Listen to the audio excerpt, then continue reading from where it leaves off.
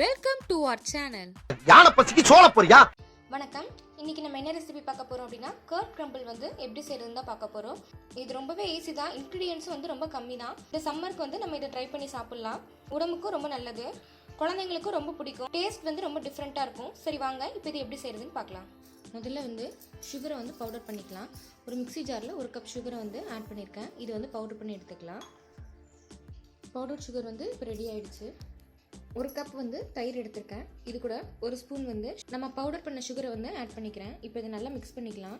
கட்டி எதுவும் இல்லாத மாதிரி நல்லா கொழன்னு வர்ற மாதிரி நல்லா மிக்ஸ் பண்ணிக்கோங்க. நீங்கள் கர்ட் நிறைய எடுத்தீங்க அப்படின்னா உங்களுக்கு சுகர் எவ்வளோ வேணுமோ நீங்கள் அதுக்கு தகுந்தாப்பில் ஆட் பண்ணிக்கலாம்.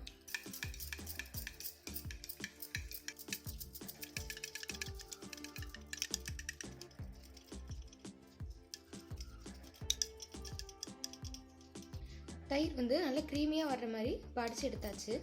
நான் வந்து இன்றைக்கி கை சுத்து முறுக்கு வந்து எடுத்திருக்கேன். நீங்கள் வந்து கை சுத்து முறுக்குக்கு பதிலாக எதுனாலும் எடுத்துக்கலாம். இதை வந்து நல்லா இப்படி உடச்சி போட்டுக்கோங்க மிக்ஸி ஜாரில்.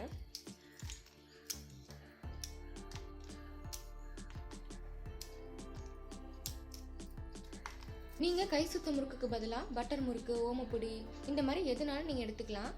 ஸ்பைஸியாக இல்லாத மாதிரி பார்த்துக்கோங்க, கொஞ்சம் நல்லா பிளெயினாக இருக்கிற மாதிரி. இப்போ கை சுத்து முறுக்கில் வந்து எந்த ஃப்ளேவருமே அந்தளவுக்கு இருக்காது, காரமும் அந்தளவுக்கு இருக்காது, ரொம்ப பிளெயினாக தான் இருக்கும். அந்த மாதிரி இருக்கிற எதுனாலும் நீங்கள் எடுத்துக்கலாம். பல்ஸ் கொடுத்து கொஞ்சம் அடிச்சுக்கலாம். ரொம்ப பவுடர் ஆக்கணும்னு அவசியம் கிடையாது. கொஞ்சம் இந்த அளவுக்கு இருக்கிற மாதிரி எடுத்துக்கோங்க, ரொம்ப பவுடர் பண்ணிடாதீங்க. கர்ட் கிரம்பிளுக்கு தேவையான எல்லா பொருளும் வந்து நம்ம இப்போ ரெடி பண்ணியாச்சு. இப்போ செய்ய ஸ்டார்ட் பண்ணலாம். நம்ம ஏற்கனவே மிக்ஸ் பண்ணி வச்ச அந்த கர்டை வந்து இதில் ஆட் பண்ணிக்கோங்க. இதுக்கு மேலே நம்ம 1-2 பவுடர் பண்ண முறுக்கு வந்து ஆட் பண்ணிக்கலாம்.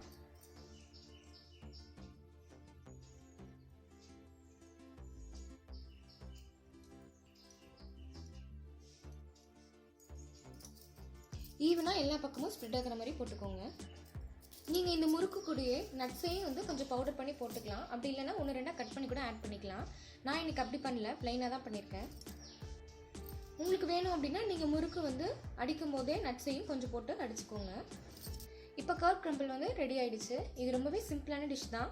இதுக்கு செய்கிறதுக்கு வந்து ரொம்ப டைம் எடுக்கும் அப்படின்லாம் எதுவுமே கிடையாது. 2 நிமிஷமே அதிகம் தான் இது செய்கிறதுக்கு. இந்த சம்மருக்கு வந்து தயிர், மோர் எல்லாமே வந்து நிறைய எடுத்துப்போம். நீங்கள் இந்த மாதிரியும் தயிரை வந்து ட்ரை பண்ணி பாருங்கள். ரொம்பவே டிஃப்ரெண்ட்டாக இருக்கும், குழந்தைங்களுக்கும் ரொம்ப பிடிக்கும். இதை நீங்களும் வீட்டில் ட்ரை பண்ணி பாருங்கள். நன்றி. உங்களுக்கு இந்த வீடியோ பிடிச்சிருந்தா லைக் பண்ணுங்க, சப்ஸ்கிரைப் பண்ணுங்க, ஷேர் பண்ணுங்க.